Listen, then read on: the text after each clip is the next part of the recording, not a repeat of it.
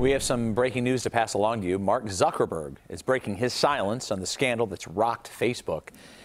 Zuckerberg posted this statement saying, in part, we have a responsibility to protect your data, and if we can't, then we don't deserve to serve you. He also outlined several steps to protect Facebook users, many of whom are thinking about deleting their accounts after a marketing company took user data to possibly influence the 2016 presidential election.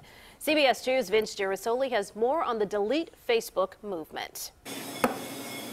At Ground Up Coffee, owner Alex Theoharis hasn't had a personal Facebook page for years, though he shares information about his cafe online. I got rid of it because I thought it was a little too personal. It demonstrates the power Facebook has even for reluctant users. Did you ever take one of those Facebook quizzes? Yeah. Would it seem odd to you if someone was actually using your answers to those questions? Yeah, because that's like kind of personal. But Facebook apparently allowed those answers to be harvested by the data firm Cambridge Analytica, which accessed information on 50 million users. A whistleblower says that information was used to create targeted political advertising that included the Trump campaign. I'm a millennial. Everything you do is online now. In response, the hashtags Delete Facebook and Drop Facebook have been popping up on rival social media site Twitter, with thousands threatening to log off of Facebook for good.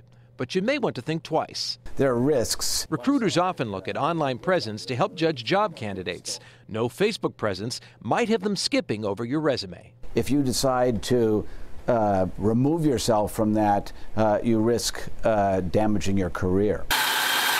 Nowadays, everything we put on Facebook is so vulnerable that it makes sense that people are being, worried and cautious.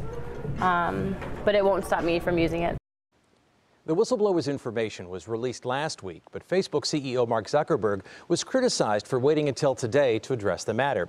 Though the stock closed up slightly today, Facebook has lost about $35 billion in market value since the scandal broke. Have you ever innocently taken one of those quizzes? What Disney princess are you?